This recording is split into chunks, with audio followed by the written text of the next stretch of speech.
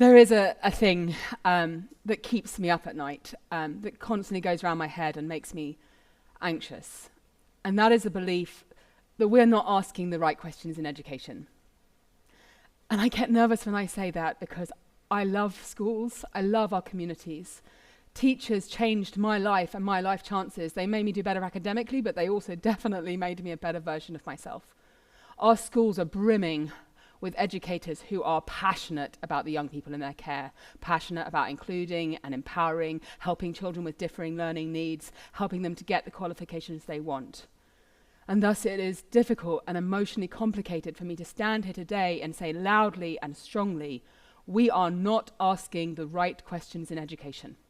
Whatever our intentions, however noble, our biases are leading to an education system that is not fit for purpose and that is not giving our young people the skills that we need. For many years now, organisations like PwC, Forbes, Deloitte, universities like Oxford and Harvard, and of course the voices of Silicon Valley have been warning about an industrial revolution that's going to be unparalleled in human history. The advent of ChatGPT 2 years ago has demonstrated the direction of travel, and the speed of this change is going to be breathtaking. Unlike the internet, which sort of burbled into social existence, AI is going to be different. The infrastructure is in place, the computers, the Wi-Fi, the connectivity. And so all that's really going to hold back or limit the speed of change is human intention and understanding. And that humanness is a problem in education. You see, we humans, we do not like to believe that there is going to be radical change. We don't like to believe that things are going to be different. We anchor to what we know. We want to believe that yesterday is going to look very much like tomorrow. As developmental psychologists will tell you, we are not rational actors. I love debating, and in debating, we talk about frames, ways of containing argument and limiting the opposition's ability to see different perspectives. It's a psychological trick that makes us think there is only one way of seeing the world. And in education, we are entrenched in a frame that was set 200 years ago. Tom Fletcher, in his book 10 Survival Skills for a World in Flux, points out that if you took a doctor from 150 years ago and you put them in a modern hospital, they'd be totally at sea with the MRI machines and the new ways of doing medicine. But if you took a teacher from 150 years ago and you put them in a modern classroom, they'd probably be reasonably comfortable with the way that things are laid out, with how examinations work, with perhaps even some of the subjects and the actual content in the textbook. And it's this context, this history in education of things having always been the same, that is blinkering and framing our approach to this current challenge. Yes, there are schools that are running AI innovation conferences, but they're doing so from the perspective of how we use this technology to support teachers to deliver exactly the same educational outcomes. The JCQ, which oversees British examinations, has done even worse and just said we should tell children not to use this technology. And the British Education Review, whilst well-intentioned, is asking us to pour our time and ingenuity into thinking about how we better run a system that was created over 200 years ago. And so we are stuck in this frame. And that means that we are pouring well-intentioned energy into a system that is no longer fit for purpose. We are not asking the right questions. So what do we know? We know that this technology is improving at an exponential rate. We know that the super skill of AI is to accumulate vast amounts of human knowledge, in the time it takes me to say this sentence, and then find patterns in iterations. We know that this AI can already write better A-level essays than the vast majority of my students, and that the next iteration, due in 4 to 6 months, is going to be able to do the same in maths and science. We know that in the same way the first industrial revolution disrupted the manufacturing industries, this industrial revolution is going to disrupt knowledge-based industries. And we know that our education system is a knowledge-based system. It was created at a time when there weren't really public libraries, when teachers were the holders of knowledge, and they passed it on to the next generation. It's a system predicated on the belief that academic learning is the key to a good life. We put academics on a pedestal, And we sort of sideline and sort of disparage more applied subjects. We take time away from teachers being able to do co-curricular activities, sport, art, drama, debating. We suggest that academic qualifications are vital. And thus we take a broad cross-section of young people and we squeeze them through a system that ranks our children on their ability to sit still, to memorize information, and to repeat that in examination conditions. We pour love and time and energy and resource into a system that was designed at a time when there wasn't widespread electricity, let alone the concept of computers. A system that was designed in response to the first industrial revolution. And yet, because that system is so woven into our history, into everybody here's childhood, into our collective experience, at this moment of fundamental and rapid change, where if we just looked up, we would see the tidal wave coming, we persist in asking the wrong questions. We ask, how can we use AI to deliver more knowledge? How can we use it to better build examination skills? How can we use AI to support teachers to deliver the same educational system that was designed 200 years ago? And then we ask, how can we stop children using AI to circumnavigate that system? How can we stop them from using it to do better coursework, to write better essays? But of course, that's not the question. The question isn't how do we stop children using this technology to write better essays? The question is, if this technology can now pass A-level exams, if it can précis legal cases, if it can pass an Ivy League finals exam, then why are we spending 14 years of our children's lives and millions of pounds teaching them to write better essays? We have to stop. We have to breathe out. We have to look up from the path we're on at the world that is coming.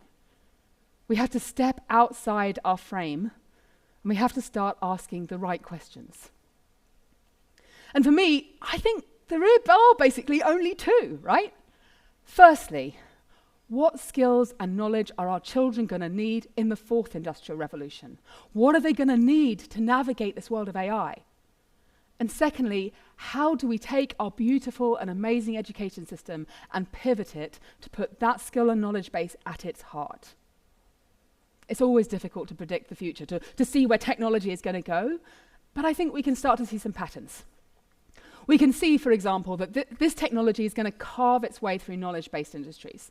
The very jobs that many of our young people have aspired to because they've been a key to a good life, jobs like medicine, law, accountancy, finance, are the very ones in the sights of this technology. And sadly now it's clear that creative industries are also in the firing line, with technology like DALL-E and Midjourney demonstrating the power of creative AI. Essentially, this technology is an unbelievably sophisticated probability generator. It can take every architectural design and create a new building. It can take every legal case and find a precedent, every X-ray, every journal article, every pop song. It can take all the scientific information and analyze that data. And so what jobs are going to be left for our young people? What skills are they going to need? It's a really interesting and profound question, and one we should be focused on. For me, I think you can start to see some things that are likely to be true. We're going to need our young people to be comfortable with technology, to be able to work alongside and with AI to shape their future world. We're going to need them to be curious, critical thinkers and innovators, able to separate the noise that's around them from the truth, able to come up with new solutions and ways of working. We're going to need them to be powerful communicators, able to understand global context, to understand how to navigate influence. And most importantly, most fundamentally, we're going to need them to be flexible, emotionally and intellectually flexible. Flexibility is going to be the gold dust of the next 20 years. The ability to bend, change, and adapt, to not hold rigidly to the way things are, but be able to move and change. And to be able to do so with a lightness of spirit, with a sense of curiosity, a sense of joy in the process of change. And yet, if we're honest, if we look at our current education system, we are not great at teaching flexibility. If anything, we're teaching rigidity. We take human knowledge and then we separate it into silos we call subjects so that students don't have to flex between those knowledge bases. We give them exam specifications and tell them that you only need to learn this and in this context. We drill them, we give them past papers, we beat out of them any movement to ensure consistency. And we do it with good intention because consistency was really needed for the first industrial revolution. But we have to change. We have to change. And so that brings us to our second question. How do we take our amazing education system and pivot it? Again, this is a big question. It's not one that I can answer in 12-minute TED talk, but we can start to see glimpses of what is possible. Firstly, we need to pay attention to the fact that some of these skills are already built in our schools. When I step onto that sports field and lead my team through victory or defeat, when I'm in a history lesson and I have to identify what is true and what is not, when I'm managing my own time in study leave, or when I step onto a stage or into a debating chamber and I use my voice, I am building those skills. But too often, they are the side effect rather than the purpose of our system. And so we have to pivot. We have to start to put these things at the heart of what do we do. We have to report against them. We have to evaluate with them. We have to scaffold them and build them in our young people. Secondly, we need to start to fray the edges of our schools. Schools have evolved to be very inward-looking, to be silos, surrounded by both figurative and literal walls. But in this time of rapid change, we have to fray those edges. We have to step out of this frame and start to work with industry and thought leaders to think about the skills that our young people are going to need and how we're going to build them. And finally, we have to trust in the power of what we do.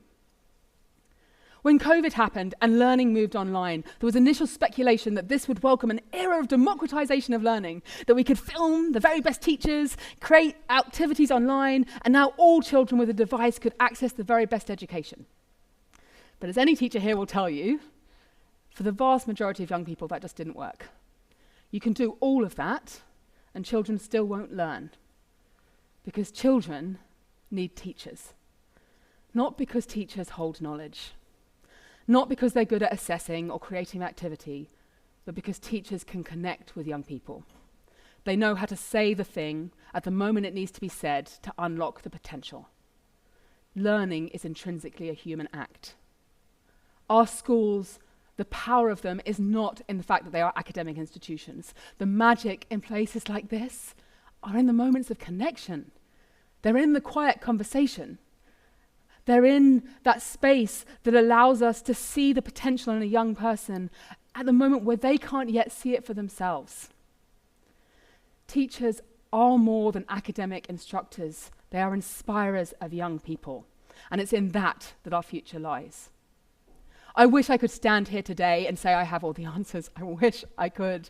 But the answers are huge and complicated and multivariate.